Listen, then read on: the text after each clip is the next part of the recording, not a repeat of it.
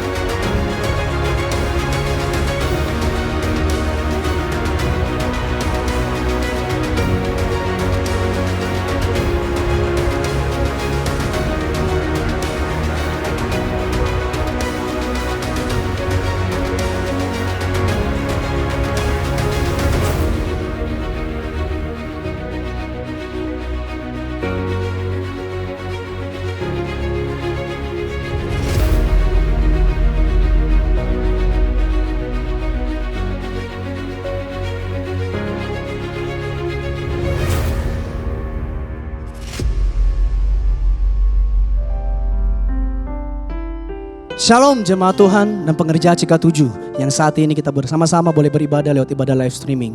Saya percaya kalau Tuhan boleh berikan kesempatan buat setiap saya dan saudara untuk bisa datang menyembah Tuhan. Mari pergunakan waktu yang ada sungguh-sungguh. Lawatan Tuhan pasti terjadi dalam hidup saudara. Buka hati saudara sungguh-sungguh buat Tuhan Yesus. Saya percaya kemuliaan Tuhan mengalir. Mari kita sembah Tuhan Yesus. Kita berdoa bersama-sama. Kami mengucap syukur Tuhan Yesus buat hari ini. Hari yang luar biasa di mana Tuhan akan melawat setiap kami masing-masing. Setiap kami yang membuka hati kami sungguh-sungguh buat Tuhan Yesus. Karena itu Tuhan kami bawa penyembahan kami yang terbaik buat Raja di atas segala Raja. Terpuji namamu di dalam nama Tuhan Yesus Kristus. Haleluya. Amin. Dalam segala situasi dan keadaan apapun, kami tahu kami punya Bapa yang mendengar setiap seruan hati kami. Terima kasih ya Tuhan Yesus. Engkau setia menemani hidup kami. Terima kasih Tuhan.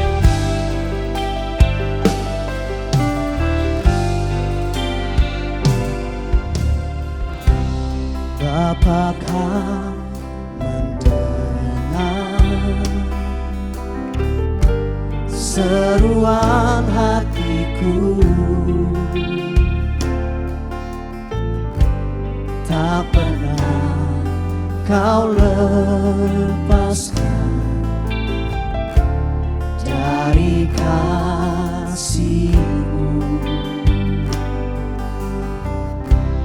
Lewat lembah gelap Kau temani aku. Roh-Mu bekerja selalu untuk kebaikanku.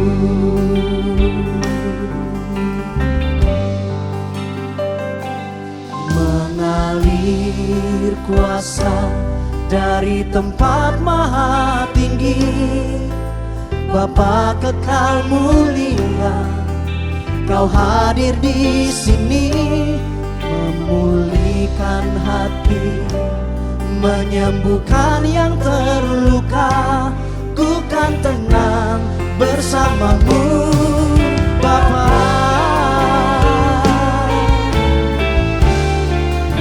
Terima kasih Tuhan Yesus. Kami panggil Engkau Bapa, Bapa yang setia.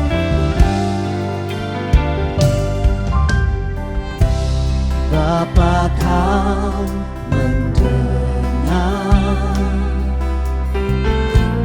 seruan hatiku. Amin. Tak pernah Kau lepaskan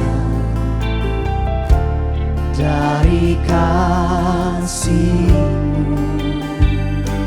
Lewat lembah kelewat Engkau Tuhan temani setiap aku. Kau temani aku. Roh-Mu bekerja selalu untuk kebaikanku. Panggil dia Bapa. Bapa Kau mendengar seruan hatiku. Mari sembah Tuhan Yesus. Tak pernah Kau lepaskan dari kasih-Mu. Lewat lembah kelewat Kau Tuhan temani kami. Kau temani aku. Roh-Mu bekerja selalu untuk kebaikanku. Bersama-sama mengalir kuasa dari tempat maha tinggi, Bapa kekal mulia, Kau hadir hadir di sini, memulihkan hati, menyembuhkan yang terluka. Ku kan tenang bersamamu Bapa, mengalir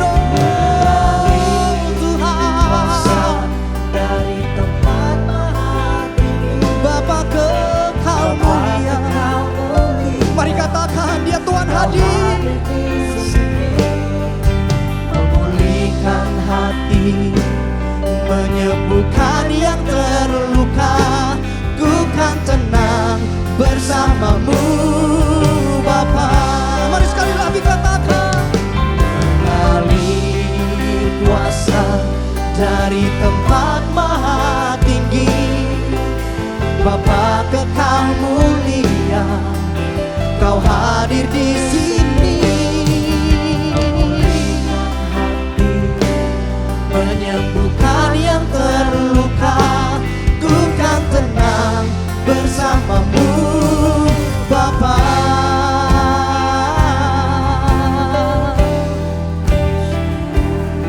Kami panggil Engkau Bapa, kata bersama, karena Engkau Tuhan yang setia.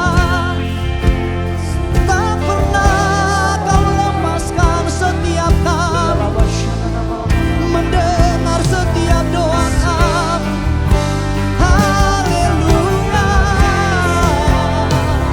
Sherena ya rabashan, ya la la la la la bashan. Shakana mana la la la la la la la bashan, ya la la bashan. Yesus, kami yang ada menyembah Engkau, Raja di atas segala raja, Tuhan di atas segala Tuhan. Engkau layak dan sangat layak untuk disembah. Shakana ya la la la la la la la la la la la la la bashan. Sherena ya la la Shanda ya la la la la la la la la la la bashan. Terima kasih ya Tuhan Yesus, Engkau mengalir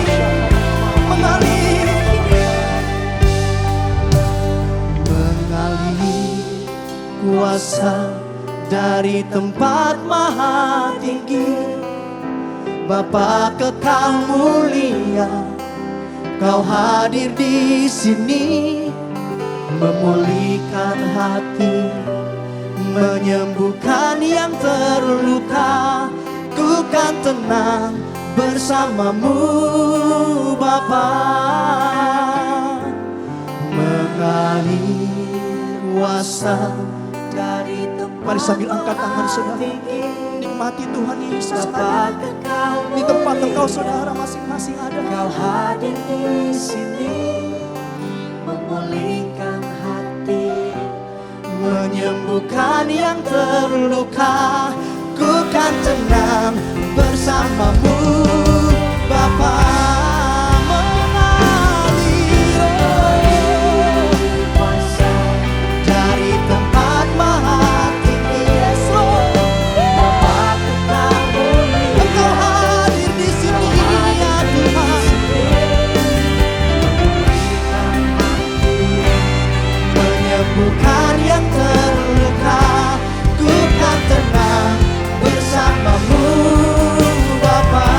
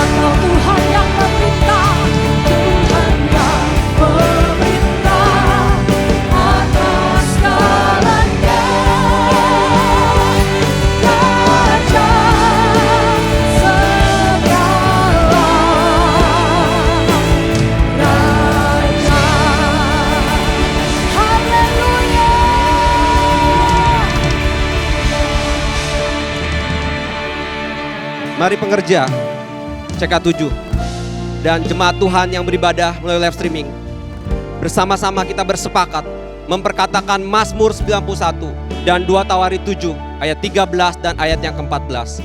Mazmur 91, dalam lindungan Allah. Orang yang duduk dalam lindungan yang maha tinggi dan bermalam dalam naungan yang maha kuasa akan berkata kepada Tuhan, tempat perlindunganku dan kubu pertahananku, Allahku yang kupercayai. Sungguh, dialah yang akan melepaskan engkau dari jerat penangkap burung, dari penyakit sampar yang busuk. Dengan kepaknya ia akan menudungi engkau. Di bawah sayapnya engkau akan berlindung. Kesetiaannya ialah perisai dan pagar tembok. Engkau tak usah takut terhadap kedahsyatan malam, terhadap panah yang terbang di waktu siang, terhadap penyakit sampar yang berjalan di dalam gelap, terhadap penyakit menular yang mengamuk di waktu petang. Walau 1.000 orang rebah di sisimu dan 10.000 di sebelah kananmu, tetapi itu tidak akan menimpamu. Engkau hanya menontonnya dengan matamu sendiri dan melihat pembalasan terhadap orang-orang fasik. Sebab Tuhan ialah tempat perlindunganmu, yang maha tinggi telah kau buat tempat perteduhanmu. Malapetaka tidak akan menimpa kamu, dan tulah tidak akan mendekat kepada kemahmu. Sebab malaikat-malaikatnya akan diperintahkannya kepadamu untuk menjaga engkau di segala jalanmu. Mereka akan menantang kau di atas tangannya, supaya kakimu jangan terantuk kepada batu. Singa dan ular tedung akan kau langkahi. Engkau akan menginjak anak singa dan ular naga. Sungguh hatinya melekat kepadaku, maka aku akan meluputkannya. Aku akan membentenginya, sebab ia mengenal namaku. Bila ia berseru kepadaku, aku akan menjawab. Aku akan menyertai dia dalam kesesakan. Aku akan meluputkannya dan memuliakannya. Dengan panjang umur akan kukenyangkan dia, dan akan kuperlihatkan kepadanya keselamatan yang daripadaku. Amin. 2 Tawarik 7 ayat 13 dan ayat yang ke-14.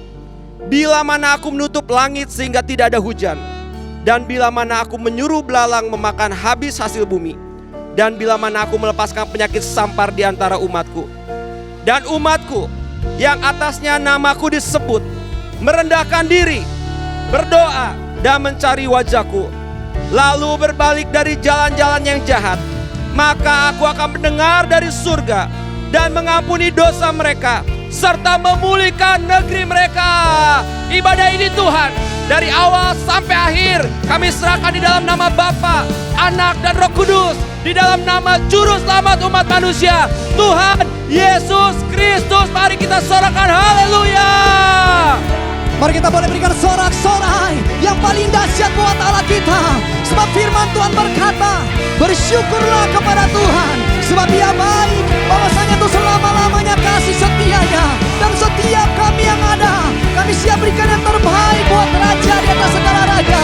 Sekali lagi sorak-sorai buat Yesus Tuhan. Bersama-sama katakan haleluya. Sekali lagi katakan, lagi katakan. Boleh berikan sorak-sorai yang paling meriah buat Tuhan Yesus. Saya percaya bahwa lawatan Tuhan pasti terjadi dalam hidup saya dan saudara. Memuji Tuhan dengan sungguh-sungguh, dan kemuliaan Tuhan, kemenangan terjadi dalam hidup kita. Haleluya. Bersuka cita bersama-sama. Mari kita boleh bertepuk tangan semua. Come on. You know.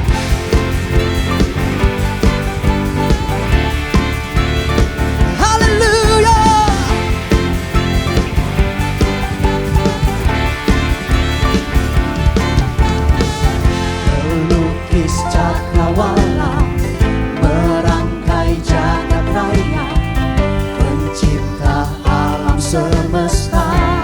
Katakan pemilik kehidupan.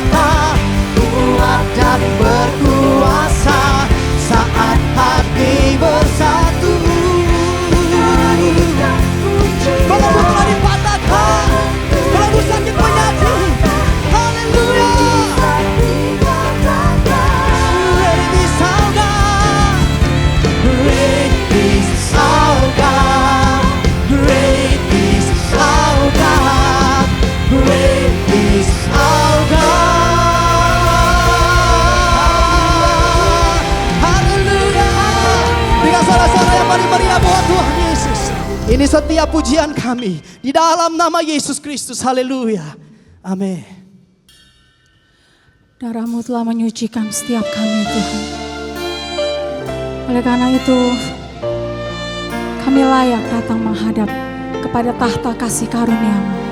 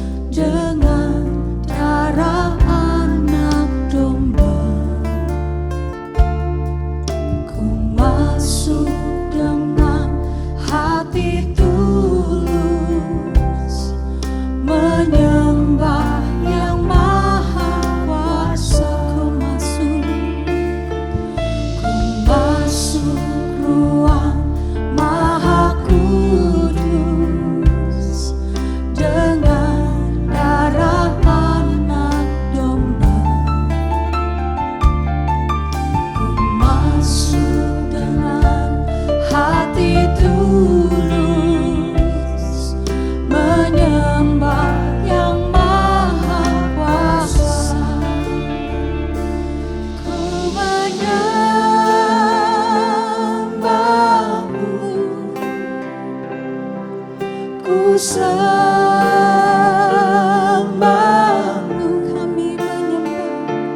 ku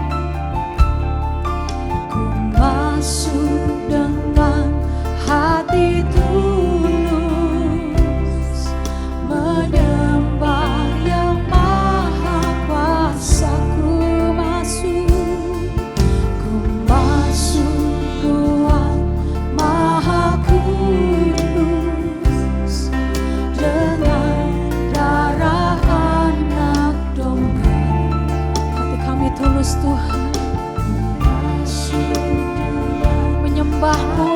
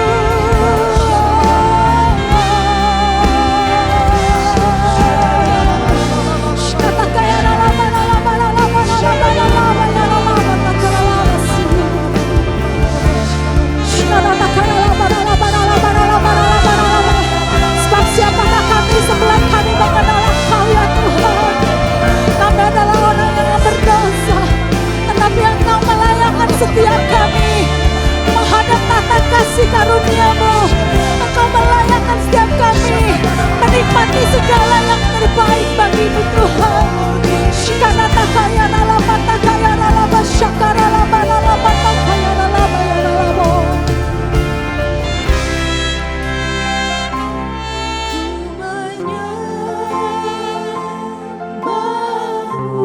Kami sembah, ku sembah-Mu,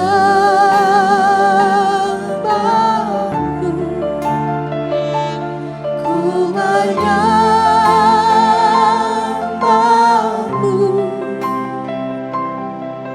ku sembah.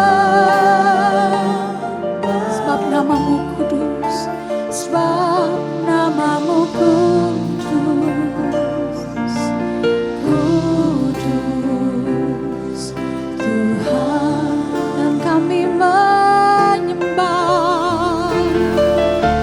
ku menyembah-Mu, kami sembah, ku sembah, kami menyembahkan anak domba yang Telah serahkan nyawanya. Ku sembah, kami menyembah,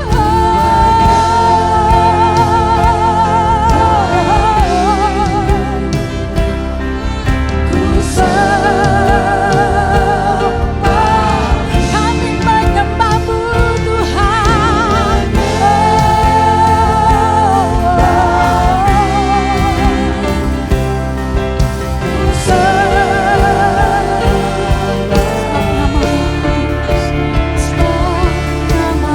Ku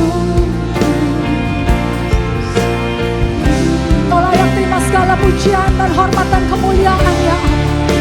Shikata kaya ralaba ralaba ralaba ralaba ralaba ralaba.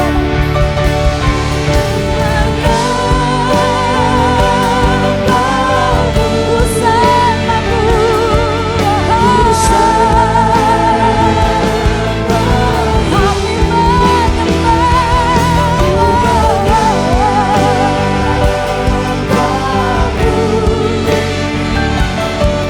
ku sembah,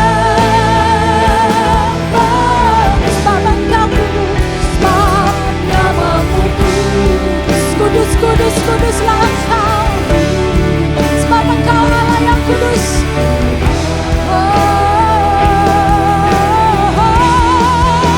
Sebab nama-Mu kudus, kudus Tuhan, sebab nama-Mu kudus, sebab nama-Mu kudus, kudus Tuhan.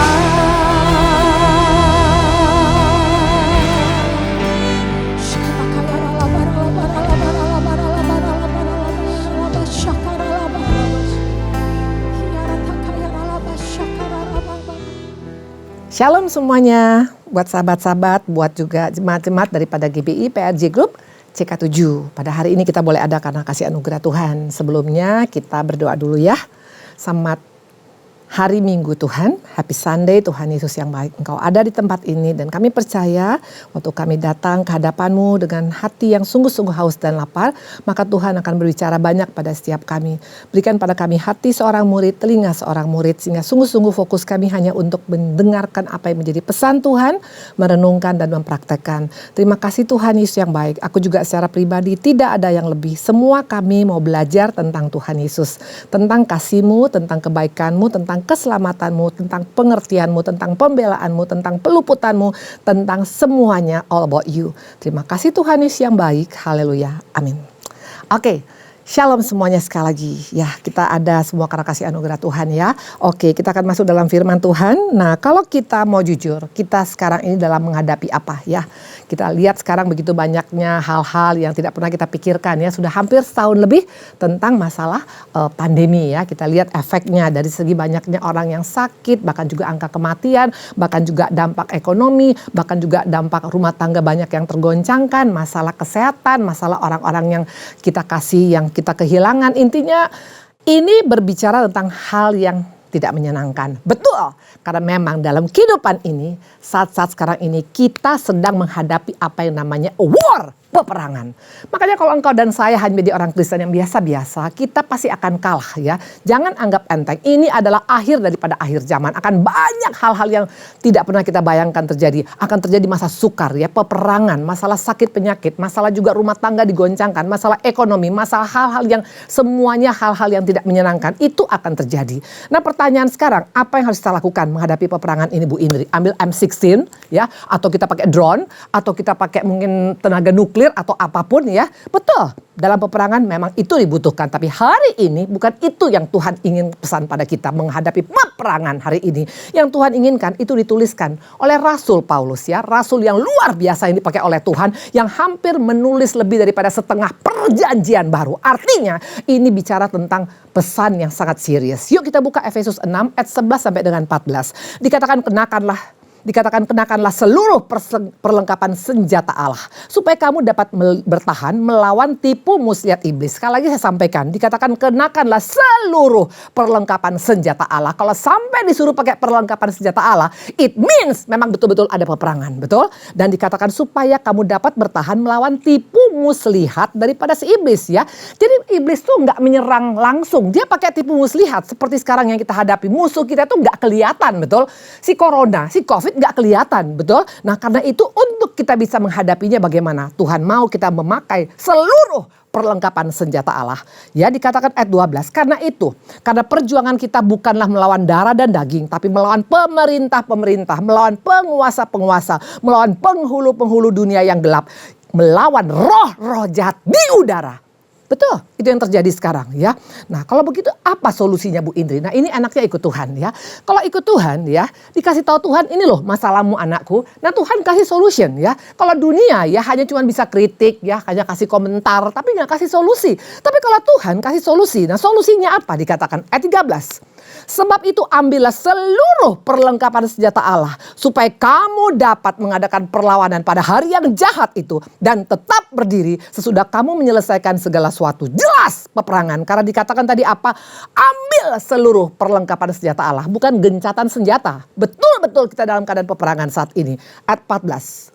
Caranya bagaimana Bu Indri? Jadi berdirilah tegap, berikat pinggangkan kebenaran dan berbaju jirahkan keadilan. Wow! Ini yang Tuhan mau sampaikan pada setiap kita pada hari ini. Waktu engkau dalam peperangan, kita melawan tipu muslihat si jahat. Yang ada musuh kita, yang ada di udara, penghulu-penghulu udara. Caranya bagaimana? Berdiri tegap. Nah berdiri tegap ini melambangkan apa ya? Kalau kita tahu ya, coba kita bayangkan seorang militer.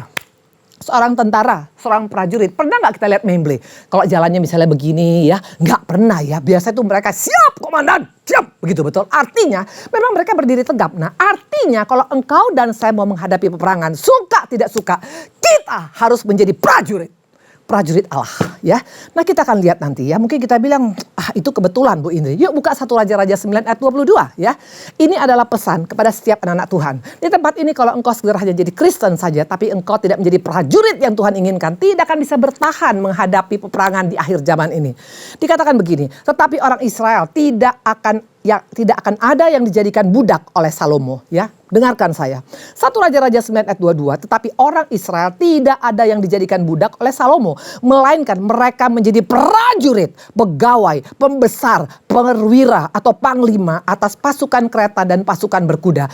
Jadi kita jelas diciptakan Tuhan bukan hanya untuk ecek-ecek. Bukan hanya untuk yang rata-rata. Bukan hanya untuk yang average. Tapi dikatakan adalah apa? Kita semua dijadikan prajurit, pegawai, pembesar, perwira, bahkan panglima untuk menghadapi peperangan.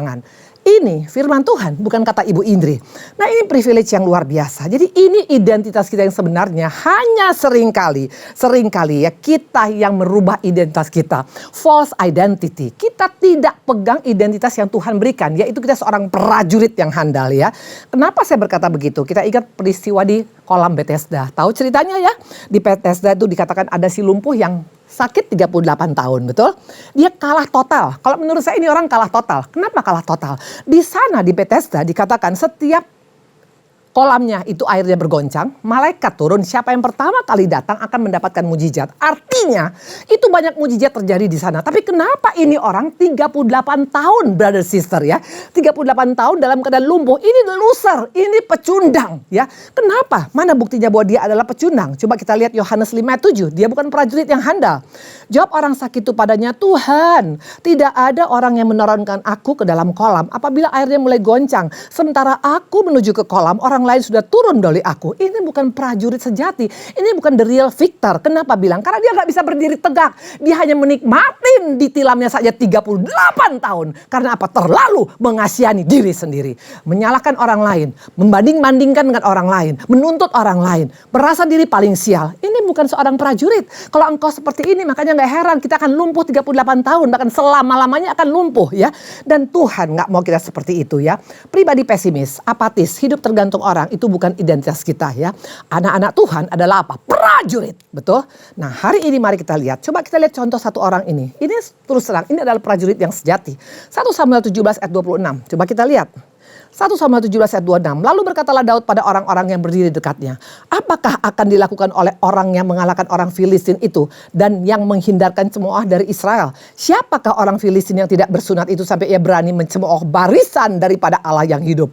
Yes! Waktu Daud menghadapi Goliat, ini bicara tentang masalah besar, lebih daripada pandemi, betul? Karena Goliat kecil, Goliat besar, 5 hasta, dan Daud itu kecil mungil. Artinya masalah yang sangat tidak mungkin bisa dimenangkan. Tapi lihat seorang prajurit, dia katakan apa? Siapa yang berani mencemooh barisan daripada Allah? Dan akhirnya Goliat mati. Akhirnya Goliat dipotong kepalanya. Nah, seorang prajurit pasti bisa menangkan peperangan. Itu target kita. Nah, kita akan lihat hari ini ya. Ada 6 ciri khas daripada prajurit. Kalau engkau berkata, engkau mau menang menghadapi peperangan di akhir zaman ini. Bukan hanya karena pakai drone, bukan hanya karena pakai M16, bukan hanya kita pakai mungkin senjata-senjata yang canggih, bukan. Tapi ada 6 perlengkapan senjata Allah yang Tuhan berikan kepada kita. Pertama, berdiri tegak membicarakan tentang status kita. Identitas kita adalah apa? Soldier. Adalah apa? Prajurit Allah. Adalah tentara Allah yang luar biasa. Makanya hari ini jangan mau menjadi pribadi yang lumpuh seperti orang di kolam Bethesda. Waktu engkau lumpuh hanya menikmati tilammu selama puluhan tahun. Sampai kapanpun kita tidak akan bisa menang menghadapi peperangan. Yang pertama, ciri khas daripada prajurit yang pertama. Kita buka Matius 8 ayat 9. Dikatakan begini. Ini waktu itu ada perwira Kapernaum datang kepada Tuhan karena hambanya sakit. Dia bilang begini, sebab aku sendiri seorang bawahan, di bawahku ada pula prajurit. Jika aku berkata pada salah seorang prajurit, pergi, maka ia pergi. Dan pada seorang lagi datang, maka ia datang. Atau kepada hambaku kerjakan ini, maka ia mengerjakan. Ini bicara tentang nada yang sangat meyakinkan yang keluar dari mulut seorang perwira Kapernaum. Seorang prajurit, tipikal prajurit yang sejati adalah apa? Tidak berbantah-bantah.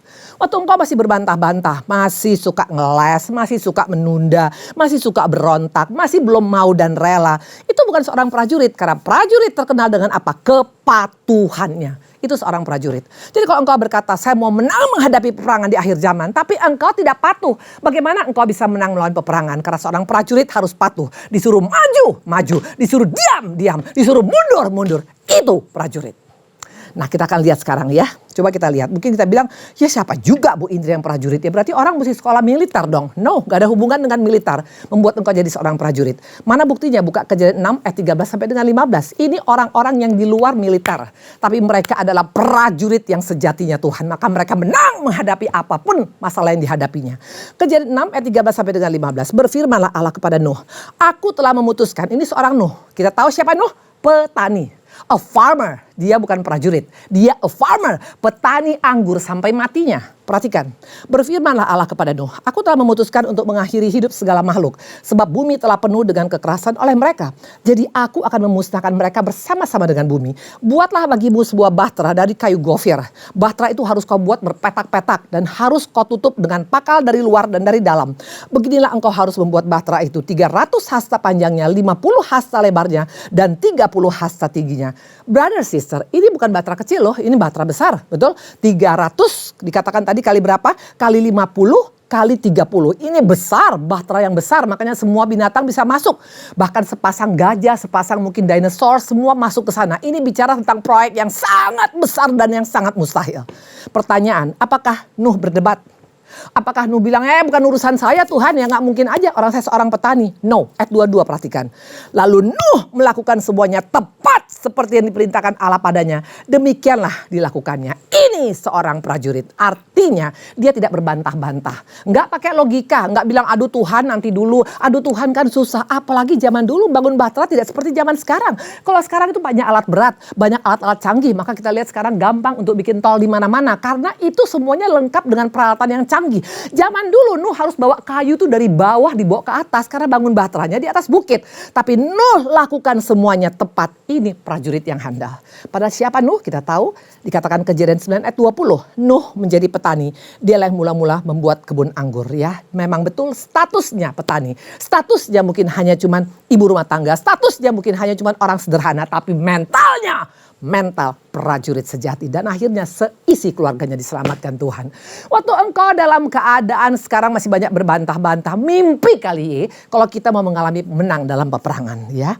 Nah dikatakan seperti ini. Mungkin kita bilang Bu Indri itu kan namanya kan Nuh kan jarang-jarang. Mungkin manusia langka. Oke, kita lihat sekarang Lukas 1 ayat 35. Ini orang sama seperti kita. Orang biasa seperti kita. Namanya siapa? Maria. Maria itu adalah wanita yang ada di Nazaret. Seorang tunangan tukang kayu. Pribadi yang sangat biasa, bukan hamba Tuhan besar, bahkan hanya istri daripada tunangannya, tunangan daripada tukang kayu, betul? Coba kita lihat Lukas 1 ayat 35. Lalu malaikat itu kepadanya, Roh Kudus akan turun atasmu dan kuasa Allah yang Maha Tinggi akan menaungi engkau. Sebab itu anak yang akan kau lahirkan akan disebut kudus, anak Allah. Ya, ini dikatakan akan punya anak dari Roh Kudus sementara dia belum menikah. Ini hal yang mustahil, betul? Tidak masuk akal. Pertanyaan, apakah Maria berdebat? Apakah Maria bilang, gile banget, ya gak mungkin lah, nanti gue mati dong gue dirajam orang. Apakah Maria berdebat? Apakah Maria mengeles? Apakah Maria menunda? Apakah Maria berontak? Perhatikan ayat 38, kata Maria, sesungguhnya aku ini adalah hamba Tuhan. Jadilah padaku menurut perkataanmu. Lalu malaikat itu meninggalkan dia. Wow, malaikat aja gak pusing lihat model kayak Maria, betul? The mission accomplished ya. Semua tugas daripada surga terlaksana karena ada seorang prajurit yang bernama Maria. Jadi artinya prajurit itu bukan ada hubungan dengan militer. Waktu engkau tidak berbantah-bantah, waktu engkau PATUH patuh, maka engkau dan saya akan mengalami peperangan dan akan memenangkan peperangan. Ini yang luar biasa. Ya dikatakan tadi, coba kita buka Amsal 31 ya. Oh bukan. Jadi dikatakan tadi di sini dalam memenangkan peperangan dibutuhkan mentalitas patuh kepada komandan, betul? Tidak ada banyak alasan. Kita tahu bagaimana seorang Abraham. Abraham berapa kali disuruh oleh Tuhan, betul? Meninggalkan tempat waktu dia usia 75 tahun. Gak berbantah-bantah, dia pergi. Waktu dikatakan dia melahirkan seorang Ishak daripada Hagar ya. Hagar diusir oleh Sarah. Dia juga melakukan, bahkan sampai memberikan anaknya yang tunggal pun dia ada berbantah-bantah sama sekali. Siapa Abraham? Peternak profesional. Dia orang businessman. Ya, dia bukan seorang tentara, tapi dia punya mentalitas. Ya, dia punya identitas adalah prajurit. Dan akhirnya Abraham dikatakan apa? Kalau kita lihat, coba kita buka Kejadian 22 ayat 16 dan 17. Kejadian 22 ayat 16 dan 17. Katanya, ini kata Tuhan, aku bersumpah demi diriku sendiri. Satu-satunya di Alkitab yang sampai Tuhan bersumpah kepada manusia itu waktu kepada Abraham. Kenapa? Karena Abraham ini orang yang PATUH, prajurit yang betul-betul handal di mata Tuhan. Tuhan berjanji akan memberkati keturunannya sampai selama-lamanya. Wow! Kalau buat saya, jangan tanggung. Maka saya bilang, Tuhan, aku mau belajar patuh pada Engkau Tuhan. Memang tidak mudah, nanti kita akan lihat bagaimana caranya. Ya, yang pertama adalah patuh ya, itu identitas kita. Nah yang kedua, karakter daripada prajurit yang kedua. Yuk kita buka yuk, 2 Timotius 2 ayat 3 ya. Pertama adalah patuh. Jadi kalau engkau masih berbantah, masih ngeles, masih nolak, masih berontak, jangan pernah mengatakan saya adalah prajuritmu Tuhan. Gombal, betul? 2 Timotius 2 ayat 3. Ikutlah menderita sebagai seorang prajurit yang baik dari Kristus Yesus ya. Yes! Ini ayat gak favorit, orang gak suka nih. Karena dia pikir kalau ikut Tuhan tuh semuanya automatically happy betul? Enggak, dikatakan ikutlah menderita sebagai prajurit yang baik. Prajurit yang baik siap untuk mengalami proses, PROSES. Ikut Tuhan gak ada produk instan. Kalau engkau mau produk instan, semua instan ya. Diberkatin instan ya, langsung rumah tangga rukun instan ya, pelayanan instan. Itu bukan dari Tuhan. Seorang prajurit siap menghadapi penderitaan. Matius 11 ayat 28. Ini kata Tuhan Yesus, bukan kata saya. Marilah kepadaku semua yang letih lesu, berbeban berat. Aku akan memberikan kelegaan padamu. Dalam peperangan bisa letih lesu, bisalah. Bisa capek, bisalah. Bisa stres, bisalah. It's okay, it's normal. Tapi bukan berarti kita give up, betul? Nah waktu engkau berkata, saya nggak mau diproses Bu Indri, ya nggak bisa. Karena memang prajurit harus mengalami proses. Nah kalau engkau siap diproses dan kita pasti menang karena Tuhan berikan pada kita kelegaan. Kunci kemenangan bukan harus selesai masalah, tapi waktu engkau lega, engkau bisa ada damai sejahtera walaupun masalah belum selesai, itu menang namanya ya. Nah kita akan lihat sekarang di sini ya. Mungkin kita bilang, ya tapi kan gak gampang lah Bu Indri menyerah, pasrah, apalagi putus asa itu kan dibutuhkan dalam peperangan. Kita ini bagaimana? Kan gak semua mental seperti Yusuf, seperti Daud ya. Atau mungkin seperti Abraham, seperti itu. Coba kita buka Matius 15 ayat 22 dan 23 ya. Ini seorang yang luar biasa. Dia lagi-lagi, dia bukan orang hebat. Dia hanya seorang dari keturunan yang sangat tidak diperhitungkan. Perempuan Kanaan, kita lihat. Maka datanglah seorang perempuan Kanaan dari daerah itu dan berseru, kasihanilah ku Tuhan anak Daud. Karena anakku perempuan kerasukan setan dan sangat menderita. Tapi Yesus sama sekali tidak menjawabnya. Lalu murid-muridnya datang dan meminta padanya, suruhlah ia pergi. Ia mengikuti kita dengan berteriak-teriak. Ya, saya mau tanya, apakah doanya dijawab Tuhan? Langsung, no. Bahkan murid-murid usir dia. Ada kalanya kita sudah ikut Tuhan. Ya, nggak automatically karena engkau melayani, karena engkau sudah melakukan yang benar, karena kita sudah berdoa, automatically langsung semua mulus. Enggak tuh. Ini perempuan Kanaan, dia bahkan diusir, bahkan juga dikatakan apa? Bahwa tidak patut memberikan roti kepada anjing. Intinya dia tidak mengalami hal yang langsung mulus ya. Ada proses yang dialami. Tapi yang luar biasa ayat 25 perhatikan. Tapi perempuan itu mendekat dan menyembah dia sambil berkata, Tuhan tolonglah aku. Tidak ada kata yang berubah, tidak ada iman yang berubah, tidak ada semangat yang berubah, tetap dia. Ini orang yang siap diproses. Kalau engkau menghadapi proses tapi engkau sudah give up, gak akan bisa kita menang. Karena proses Tuhan bukan proses kita. Waktu Tuhan bukan waktu kita. Jalan Tuhan bukan jalan kita. Tapi percayalah walaupun engkau mengalami proses, masuk dalam palungan, masuk dalam dapur api, tetap Tuhan berikan kenyamanan. Tuhan berikan kelegaan. Itu kemenangan yang sejati ya. Nah dikatakan akhirnya apa? Akhirnya Tuhan berkata apa? Hai ibu besar imanmu. Akhirnya apa? Dia menang, betul? Tuhan suka melihat pribadi-pribadi yang tidak menyerah waktu menghadapi proses. Seorang prajurit, dia siap menderita ya. Nah coba kita lihat sekarang di sini. Ya, mungkin kita bilang, bagaimana kita menghadapi keadaan saat ini Bu Indri ya? Nah apakah kita masih tegar atau sudah tiarap? Ya hanya satu cara untuk prajurit yang handal untuk memenangkan peperangan. Yohanes 5 ayat 8. Untuk kita bisa menang peperangan ya. Waktu engkau dalam keadaan mengalami proses. Kata Yesus kepadanya, bangun, angkat tilammu dan berjalanlah. Bisa, baru kita bisa menang. Kalau tidak kita hidup akan lumpuh seumur hidup. Bagaimana caranya Bu Indri? Kalau saya percaya begini, ayat ini luar biasa loh. Ini Tuhan ngomong bangun angkat tilam berjalan kepada orang yang lumpuh 38 tahun. Logikanya orang lumpuh 38 tahun itu gak mungkin dia punya otot bisa kuat. Betul, berdiri aja pasti susah, betul. Apalagi suruh berjalan, apalagi suruh angkat tilam. Tapi kalau Tuhan Yesus yang memerintahkan, artinya dia tahu kita pasti bisa lakukan. Makanya saya sangat percaya kalau Tuhan sudah perintahkan, Tuhan katakan mari datang padaku yang letih lesu. Artinya Tuhan tahu walaupun masalah kita besar, kita bisa menanggung dan bisa menghadapi masalah itu. Jangan pernah takut dengan perintah Tuhan. Kalau Tuhan memerintahkan, Tuhan bertanggung jawab bahwa kita mampu melakukannya. Termasuk bangun, berjalan, dan angkat tilam ya. Nah itu yang kedua. Jadi yang pertama saya ulang sekali lagi. Yang pertama adalah berbicara tentang apa? Tentang berbicara tentang patuh. P-A-T-U-H.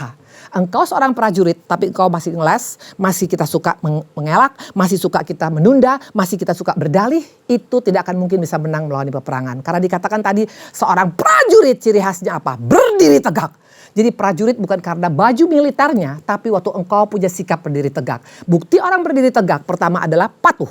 Yang kedua dikatakan adalah apa? Siap menghadapi proses ya. Ikut Tuhan bukan instan. Produk instan hanya ada di mie goreng ya. Tapi produk proses itu adalah pribadi-pribadi akan mengalami perkara besar di akhir zaman ini ya. Siapa bilang Ibu Indri gak dapat proses? Oh ya, kalau engkau tahu hari ini proses saya itu segunung ya. Tapi coba lihat penampilan masih oke kan ya. Mungkin kalau orang yang mengalami seperti saya sekarang mungkin rambutnya udah naik ke atas 5 km ya. Tapi saya percaya walaupun aku mengalami proses, aku pasti menang karena ada Allahku yang luar biasa yang tidak pernah membiarkan saya. Itu yang kedua. Yang ketiga, kita buka 2 Timotius 2 ayat 4. Seorang prajurit yang sedang berjuang tidak memusingkan dirinya dengan soal-soal penghidupannya supaya dengan demikian ia berkenan kepada komandannya. Yes, komandan oriented. Itu seorang prajurit yang sejati, ya. Jadi dia bukan memikirkan all about me lagi, tapi all about you, God. Itu seorang prajurit yang handal, nggak lagi pribadi yang egois, nggak hanya mikirkan tentang waktuku, ya, hidupku, uangku, ya, tenagaku. No, tapi about others, about Tuhan. Nah, seorang prajurit itu pasti akan fokus kepada komandannya. Bagaimana dengan kita? Khususnya di pandemi seperti ini, di sini kita kelihatan prajurit yang sejati atau tidak. Apakah kita mau berbagi kepada orang-orang yang membutuhkan, atau kita hanya mikir bodoh amat dengan orang lain. Yang penting pokoknya anakku selamat, rumah tanggaku oke, pabrikku jalan, yang lain emang gue pikirin. Itu bukan prajurit. Karena waktu engkau hanya mikirkan diri sendiri, sorry. Prajurit itu adalah komandan oriented. Dan komandan kita adalah Yesus. Dan Yesus mau kita all about us. Bukan all about me anymore, ya. Nah, coba kita lihat kejatuhan daripada seorang Ratu Wasti, ya. Esther 1 ayat 9 kita lihat. Juga Wasti sang ratu mengadakan perjamuan bagi semua perempuan dalam istana Raja Ahasveros, ya. Waktu itu seorang Raja Ahasveros yang kaya raya itu membuat pesta kurang lebih itu 180 hari, betul? Ya, dan itu bicara tentang kaya raya luar biasa. Bayangkan sekarang brother sister, mungkin kalau engkau punya aset, ngebayang nggak? Kalau saya terus terang sertifikat saya paling cuma 2-3. Kalau nunjukin paling cuma 30 detik juga udah. Ini bayangkan nunjukkan seluruh hartanya memakan waktu 180 hari. Artinya banyak sekali kekayaannya. Dia punya seorang ratu yang bernama Wasti. Cantik luar biasa dan ratu ini pasti sangat beruntung hidupnya, betul? Karena apa? Karena dia punya segala-galanya. Dia pasti dapat harta yang sangat banyak dari sang raja. Satu saat si raja bikin pesta, ternyata si ratu pun buat pesta. Dia punya agenda sendiri. Raja punya agenda sendiri, dia punya agenda sendiri. Satu saat si raja memanggil Ratu Wasti, tapi Ratu Wasti dikatakan menolak. Ayat 12. Tapi Ratu Wasti menolak untuk menghadap menurut titah raja yang disampaikan oleh sida-sida itu. Sehingga sangat geramlah raja dan berapi-api murkanya. Akhirnya dia kehilangan segala-galanya. Kenapa? Waktu kita hanya pakai agenda kita. Seorang prajurit, bukan agenda dia lagi yang jalan, tapi agenda komandannya, agenda Tuhan kita. Makanya kalau kita, saya dan saudara di tempat ini masih memikirkan tentang all about me, kita nggak akan pernah menjadi prajurit Tuhan yang handal. Tuhan mau kita komandan oriented. Pertanyaan, kok bisa orang sampai komandan oriented, Bu Indri? Karena dia mengenal siapa Allah yang disembah. Kalau kita kenal siapa komandan kita, kita pasti bisa. Caranya mengenal bagaimana, Bu Indri, ada dua. Yang pertama, banyak merenungkan firman Tuhan. Karena firman adalah Allah sendiri. Yohanes 1 ayat 1 dikatakan pada mulanya adalah firman, dan firman adalah Allah sendiri. Nah, waktu engkau mau menjadi seorang prajurit yang komandan oriented, caranya bagaimana? Kenali dia melalui firman. Baca dia tentang kasihnya, tentang kebaikannya, tentang tuntunannya, tentang peluputannya, tentang apapun all about him kita baca. Membuat kita kenal dia. Yang kedua, melalui apa? Ini yang orang gak suka. Ayub 42 ayat 5. Mau kenal Tuhan melalui ini. Hanya dari kata orang saja aku mendengar engkau. Tapi sekarang mataku sendiri memandang engkau. Ini pengakuan daripada seorang Ayub. Waktu Ayub dalam keadaan happy-happy, dia tidak kenal Tuhan. Dia hanya dengar Tuhan dari apa kata orang. Tapi waktu dia mengalami proses sakit penyakit, anaknya mati, usahanya hancur, di sana dia kenal Tuhan. Maka jangan marah waktu menghadapi masalah. Terus terang saya kenal Tuhan waktu saya diproses. Dari mulai tahun 91. Sesudah ayah saya meninggal. Sesudah rumah tangga saya hancur. Sesudah keluarga kami ribut, ya. Bahkan ribut keluarga kami sampai hari ini 31 tahun loh belum selesai. Until now. Di sana aku bisa mengenal Tuhan. Waktu saya dalam keadaan happy-happy, aku gak kenal Tuhan. I'm just a Christian. Aku hanya sebagai Kristen sejak lahir. Tapi aku tidak mengenal dia secara pribadi. Tapi waktu mengalami proses, masuk dalam palungan, masuk dalam dapur api, masuk dalam mulut singa, di sana aku kenal dia. Allah yang luar biasa, oke? Itu yang ketiga. Yang keempat, prajurit. Prajurit gak mungkin pribadi yang ragu. Prajurit itu harus punya mantap keyakinannya bahwa aku pasti menang. Pasukan kami pasti menang. Itu prajurit. Nah, waktu engkau masih mendua hati, waktu engkau masih ragu-ragu, yakin kita prajurit yang handal. Ya, coba kita lihat waktu bagaimana 12 pengintai masuk menghadapi untuk melihat tanah Kanaan. Mereka mengintai di sana. Perintah daripada Yosua, periksa keadaan di sana. Bagaimana keadaan di tanah Kanaan. Lihat bilangan 13 ayat 30. Kemudian Kaleb mencoba menenteramkan hati bangsa di hadapan Musa. Katanya tidak, kita akan maju dan menduduki negeri itu sebab kita pasti akan mengalahkannya. Ini prajurit yang handal. Tidak ada keraguan tentang janji Tuhan. Dia yakin dan optimis pasti kita akan masuk dalam tanah perjanjian. Tapi perhatikan yang 10 orang lagi. Ayat 31, tapi orang-orang yang pergi ke sana bersama-sama dengan dia berkata, kita tidak dapat maju menyerang menyerang bangsa itu.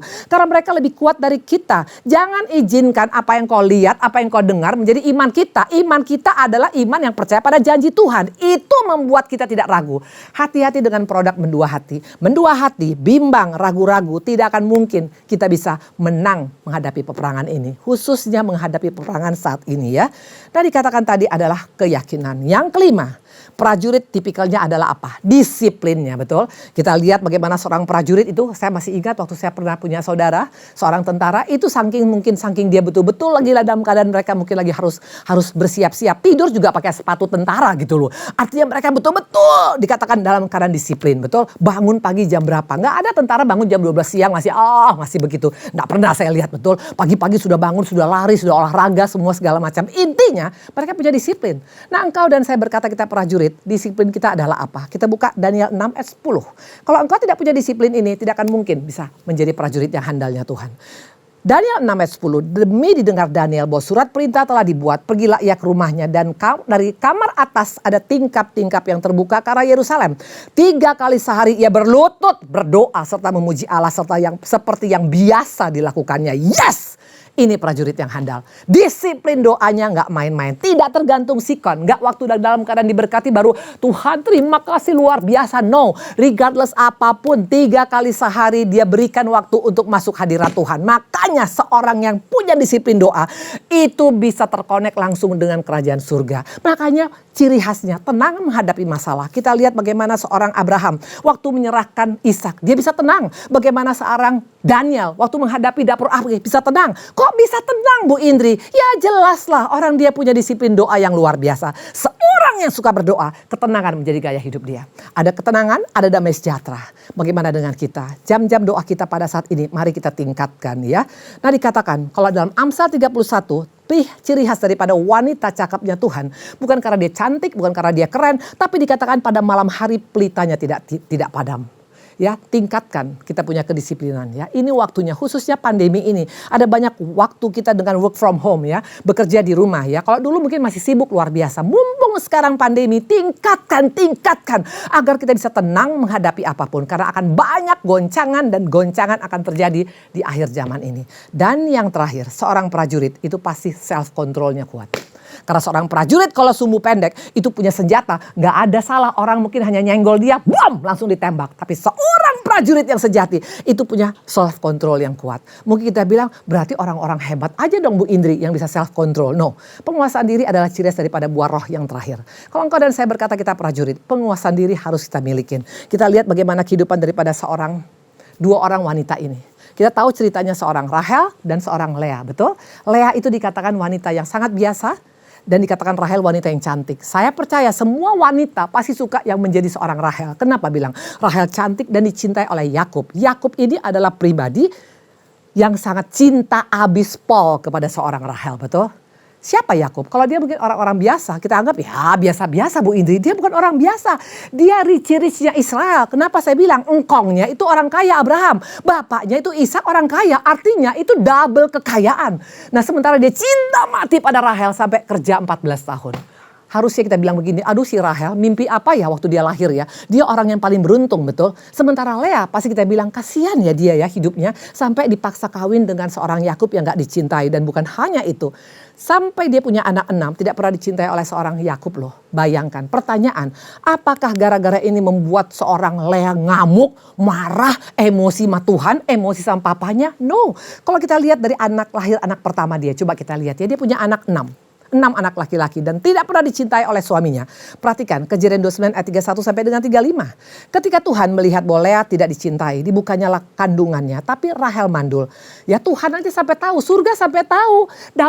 Lea itu gak pernah dicintai oleh Yakub. Mungkin kalau Lea bilang good morning, Yakub mungkin hanya ngelewas aja, begitu ya. Atau kalau tidur mungkin dibilang Lea peluk dong, ngantuk. Ya intinya dia gak pernah dicintai. Ini bukan hal yang mudah ya. Seorang pribadi yang bahagia adalah pribadi yang dicintai. Dia gak pernah dicintai. Lihat waktu anak yang lahir yang pertama. Sesungguhnya dikatakan Tuhan telah memperhatikan kesengsaraanku sekarang. Tentulah aku akan dicintai oleh suamiku. Ya, dia mempunyai anak Ruben dengan berharap dia dicintai. Pertanyaan, apakah sudah Ruben lahir dia dicintai? Lihat waktu dia lahir anak kedua. Mengandung pula lah ia. Lalu melahirkan seorang anak dan berkata, sesungguhnya Tuhan telah mendengar bahwa aku tidak dicintai. Lalu diberikan pula anak ini padaku, maka ia menamai anak itu Simeon. Ya, waktu anaknya kedua Simeon, dia bilang, oh Tuhan, terima kasih Tuhan mendengar doaku. Mungkin Tuhan memberikan ini karena Tuhan tahu aku gak dicintai. Sekarang aku pasti dicintai. Dia selalu positif ya. Dia tetap menguasai dirinya untuk tidak marah, untuk tidak emosi, untuk tidak kecewa. Ayat yang ketiga anaknya, perhatikan. Mengandunglah dia anak yang ketiga ya. Dia katakan begini. Maka mengandung pula lah ia melahirkan seorang anak laki-laki. Berkatalah ia, sekali ini suamiku akan lebih erat kepadaku karena aku telah melahirkan 3 anak laki-laki padanya. Itulah sebabnya ia menamai anak itu Lewi. Pertanyaan, apakah sudah dikasihi oleh suaminya? Masih belum. Maka doanya selalu dengan doa pengharapan. Sekali ini pasti aku dicintai, sekali ini aku pasti dicintai. Tidak ada kata-kata yang emosi keluar, tidak ada penguasaan diri yang tidak bisa dikontrol ya. Yang kelima, perhatikan ya. Dikatakan begini, mengandung pula lah ia lalu melahirkan seorang anak laki-laki, maka ia berkata, sekali ini aku akan bersyukur pada Tuhan. Itulah sebabnya ia menamai anak itu Yehuda. Sudah itu ia tidak melahirkan lagi. Ini anak yang keempat ya. Jadi selama dia melahirkan anak pertama, kedua, ketiga, keempat, dia hanya bilang terima kasih Tuhan, aku bersyukur sekarang aku dicintai. Ternyata enggak. Habis itu dia bilang lagi terima kasih Tuhan, sekali ini pasti dicintai. Enggak juga, sampai terakhir anak ke-6. Perhatikan, Kejadian 30 ayat 20, berkatalah Lea, Allah telah beri hadiah yang indah padaku. Sekali ini suamiku akan tinggal bersama-sama dengan aku. Karena aku telah melahirkan 6 orang anak baginya, namanya Zebulun. Wow, ini prajurit yang sejati. Kenapa saya berkata dia bisa penguasaan diri. Dia gak marah, dia gak meledak, dia gak emosi. Dan bonusnya perhatikan, dia menang. Kalau engkau baca Matius 1 ayat 1 sampai dengan 3. Keturunan Yesus lahir dari mana? Inilah silsilah Yesus Kristus anak Daud, anak Abraham. Abraham memperanakan Ishak, Ishak memperanakan Yakub, Yakub memperanakan Yehuda dan saudara-saudaranya. Saya mau tanya, Yakub anaknya 13. Tapi yang masuk silsilah Yesus adalah Yehuda. Siapa Yehuda? Anak keempat daripada seorang Lea. Seorang perempuan yang miris hidupnya. Seorang perempuan yang tidak pernah dicintai. Seorang perempuan yang penampilan tidak menarik. Tapi dia dikatakan adalah prajurit yang sejati. Yang bisa ada penguasaan diri. Di akhir zaman ini, yang Tuhan cari bukan hanya sekedar Kristen, brother sister. Tuhan gak hanya sekedar mencari engkau melayani Tuhan. Baik, kita pelayanan di mimbar seperti Ibu Indri sekarang, engkau pelayanan seperti saya ya. Atau mungkin engkau choir, atau mungkin engkau sekarang musik, atau mungkin engkau apapun, it's fine. Tapi mental, tapi identitas kita tuh menentukan. Karena ini peperangan. Ini bukan happy-happy, ini bukan lucu-lucu. Ini sekarang peperangan yang sangat mengerikan. Maka nanti akan digoncangkan banyak. Rumah tangga akan banyak tergoncang. Saya punya pelayanan yang banyak bercerai itu banyak ya luar biasa. Tidak main-main ya. Makanya belum lagi sekarang yang masalah LGBT. Ya itu sekarang susah. Saya punya pelayanan ada ya. Sampai terus terang. Kalau dulu kita tahu misalnya anak kita laki-laki selingkuhannya bukan anak kita. Seorang laki-laki mungkin selingkuhannya perempuan. Kalau sekarang seorang laki-laki selingkuhannya laki-laki. Seorang perempuan selingkuhannya perempuan. Dunia sudah terbalik. Memang ini peperangan. Tipu muslihat si jahat sekarang membuat orang sekarang sudah merubah kebenaran menjadi ketidakbenaran. Nah waktu engkau dan saya hanya sebagai pribadi yang biasa-biasa, kita tidak akan bisa menang melawan peperangan. Jadi hari ini, brother sister, sebagai pesan yang Tuhan sampaikan kepada kita di tempat ini, ayo, ini adalah peperangan. Ini bukan hal ecek-ecek. Kalau engkau dan saya hanya berkata, ya sudah Bu Indri, yang penting kita sekedar bertahan. Nggak akan bisa bertahan. Karena yang kita hadapi ini peperangan yang mengerikan. Iblis sudah tahu waktunya sudah semakin singkat. Hanya orang-orang yang bisa jadi prajurit, berdiri tegak, akan bisa bertahan di akhir zaman ini. Ada 6 ciri khasnya. Pertama dikatakan adalah PATUH, patuh. Jangan ngeles, jangan berdalih. Mungkin kau bilang gak mungkin lah Bu Indri gampang patuh. Sangat mungkin. Contohnya siapa? Maria, perempuan biasa bisa patuh. Siapa lagi? Nuh, bukan hamba Tuhan besar, bukan prajurit. Tapi dia bisa patuh kepada perintah Tuhan. Siapa lagi? Abraham. Intinya orang-orang yang dipakai dalam Alkitab itu semua punya ciri khas PATUH. Membuat mereka menang menghadapi masalahnya. Yang kedua tadi adalah apa? Selain tadi patuh, yang kedua adalah dikatakan tadi adalah apa? Ketegaran. Hidup ini tidak selalu happy. Ada proses ya. Ikut Tuhan, prajurit yang sejati itu siap untuk menghadapi proses. Penderitaan itu proses. Kayak tadi saya katakan, hari ini saya mengalami proses yang tidak main-main. Bukan ecek-ecek, proses saya kalau saya ceritakan kalian mungkin saksi akan shock luar biasa. Tapi lihat saya masih tetap bisa kuat, kenapa bilang? Aku melayani di tempat ini bukan untuk manusia, tapi untuk Tuhan. Karena aku percaya proses itu terlalu kecil bagi Tuhan. Semua sudah dikalahkan di kayu salib. Nah, dikatakan yang ketiga adalah apa? Ya, dia punya yang ketiga. Itu dikatakan adalah apa? Komandan oriented. Ya, fokus kita kepada Tuhan. Bukti orang yang fokus kepada Tuhan bagaimana? Bukan all about me lagi, tapi all about us, all about you Lord. Ya, waktu kita, tenaga kita, pikiran kita, harta kita, uang kita, apapun yang kita lakukan, bukan untuk kita punya self image, bukan untuk kita punya popularitas, bukan untuk kita dikenal orang, bukan untuk kita dihargai orang, tapi semua untuk kemuliaan Tuhan. Ya, bagaimana cara mengenal Tuhan? Jelas dikatakan tadi melalui dua hal. Pertama, melalui firman. Renungkan firman siang dan malam, maka apa saja kita kerjakan berhasil. Itu pesan daripada seorang Daud ya. Jangan hanya merenungkan berita di TV. Engkau akan stres, saya akan stres mendengar berita hari ini A, B, C, D yang lama-lama iman kita makin ciut. Tapi waktu engkau merenungkan firman, engkau makin kenal siapa Yesus yang kita sembah, kasihnya, pembelaannya, kebaikannya, pengorbanannya, membuat kita makin kenal dia. Makanya kita bisa komandan oriented. Dan yang kedua, sering kali kita harus mengenal Tuhan melalui masalah. Saya terus terang dengan masalah yang saya hadapin. Ya, saya pernah dibawa ke titik nadir. Sampai punya rumah tipe 21. Tinggal di daerah yang sangat kumuh. Ya, anak saya naik turun angkot. Bahkan sekolah juga saya mesti ada ke Pegadaian. Ya, karena untuk meminjam untuk bayar uang sekolah anak. I have been there. Ya, itu tidak mudah. Tapi yang luar biasa Tuhan katakan aku tidak pernah meninggalkan dan membiarkan engkau Tuhan. Indri, akhirnya saya bisa menyelesaikan, saya punya proses itu. Ya, itu anugerah Tuhan. Dan yang kelima dikatakan adalah apa? Harus yakin kita pasti menang. Jangan mendua hati. Belajar seperti Yosua dan Kaleb. Kenapa mereka bisa masuk dalam tanah perjanjian, menang menghadapi peperangan mereka? Karena mereka katakan kita pasti bisa masuk. Kita pasti menang menghadapi pandemi ini. Kita pasti bisa menyelesaikannya. Karena kita adalah tentara Allah yang luar biasa. Dan yang kelima dikatakan adalah disiplin, doa. Doa itu bukan bicara hanya cuma tutup mata, komat kamit, hanya cuma nangis, mungkin hanya berbahasa roh, bukan. Doa bicara tentang membangun hubungan dengan Tuhan secara pribadi. Dan yang keenam, punya penguasaan diri, self control. Seorang tentara, seorang prajurit, dia pasti punya penguasaan diri yang kuat. Karena kalau tidak ada penguasaan diri, dia bisa akan jadi bumerang di mana-mana.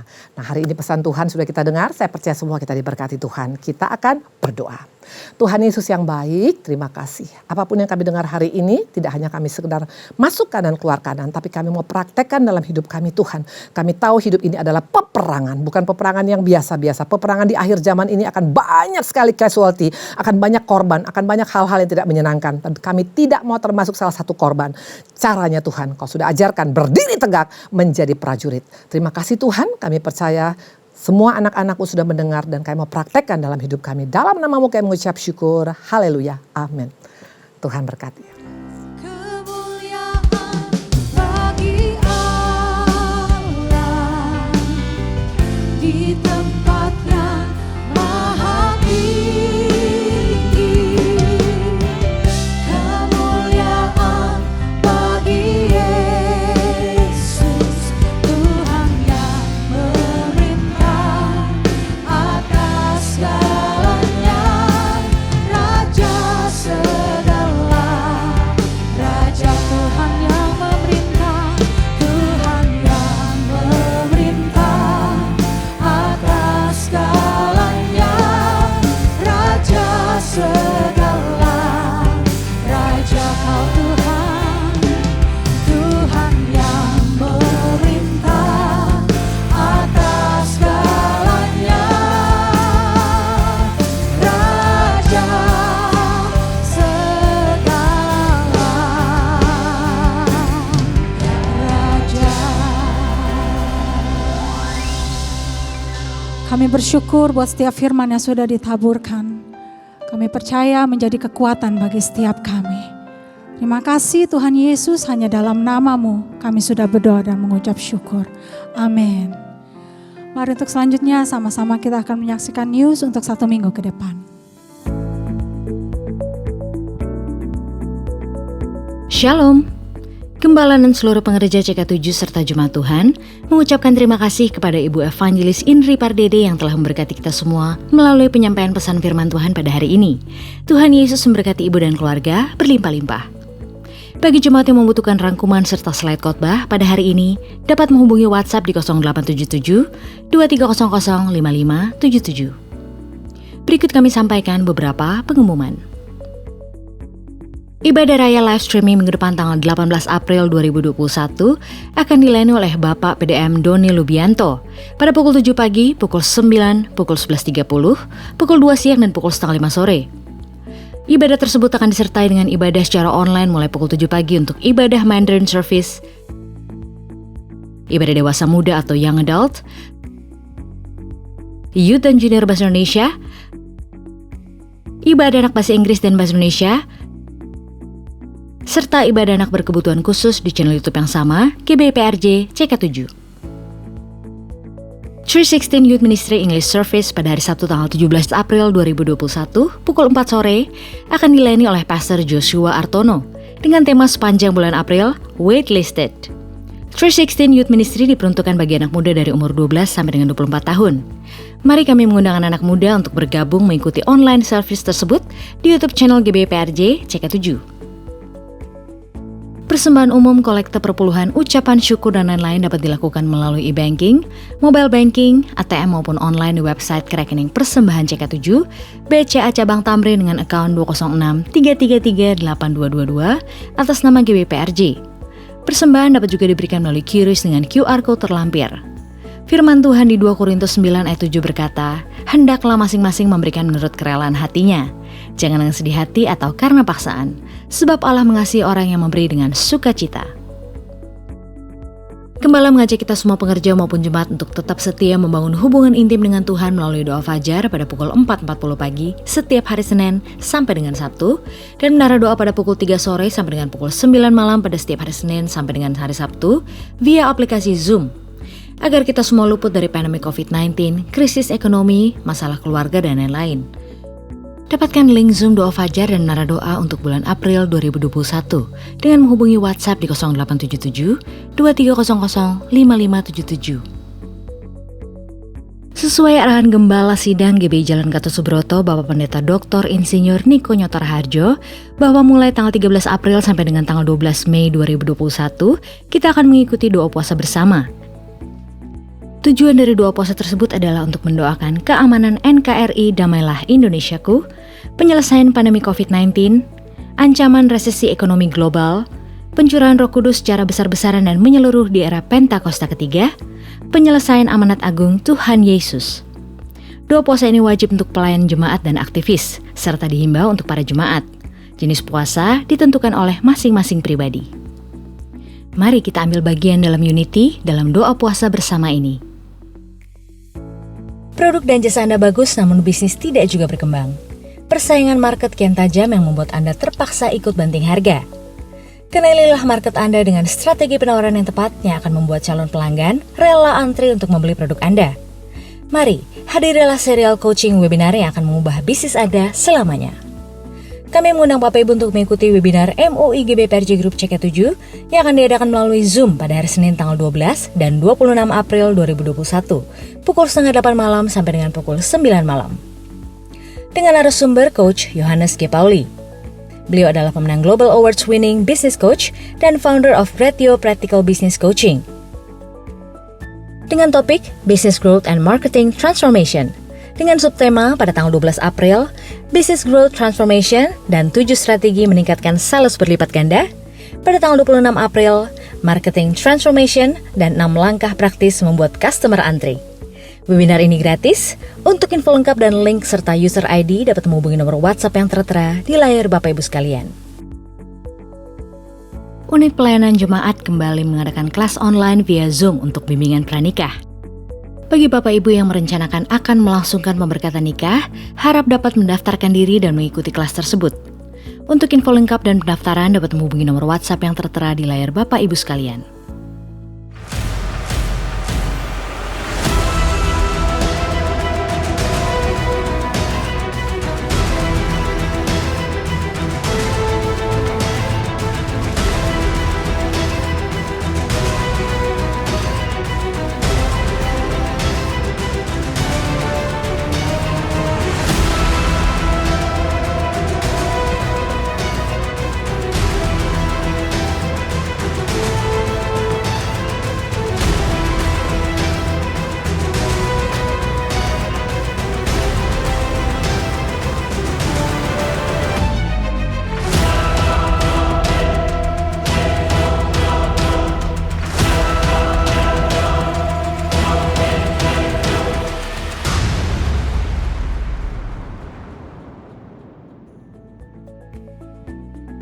Bagi Bapak Ibu yang membutuhkan dukungan doa secara spesifik, dapat mengikuti rumah doa yang diadakan setiap hari Sabtu pukul 10 pagi sampai dengan pukul 12 siang melalui aplikasi Zoom.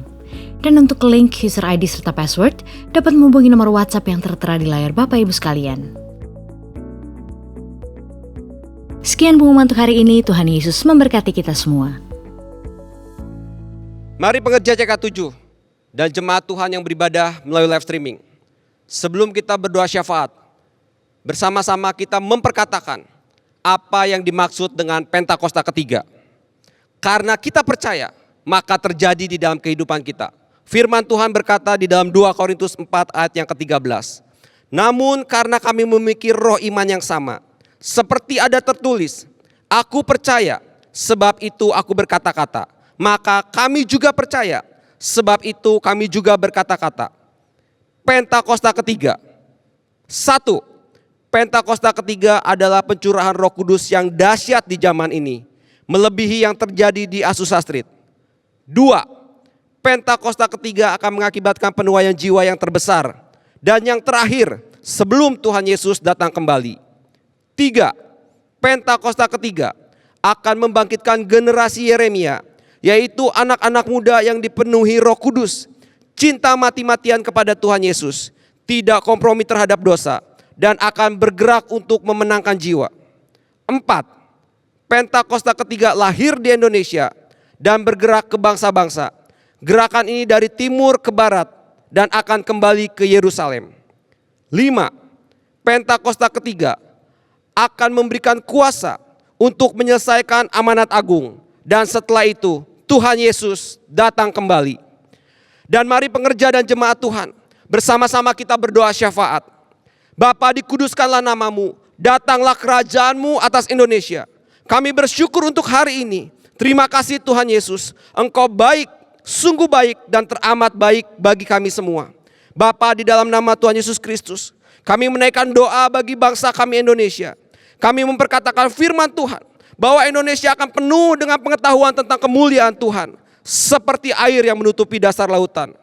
Firman Tuhan di dalam 2 Tawari 7 ayat yang ke-14 berkata, dan umatku yang atasnya namaku disebut, merendahkan diri, berdoa dan mencari wajahku, lalu berbalik dari jalan-jalan yang jahat, maka aku akan mendengar dari surga dan mengampuni dosa mereka, serta memulihkan negeri mereka. Bapa, ampunilah kami, ampunilah bangsa kami ya Tuhan.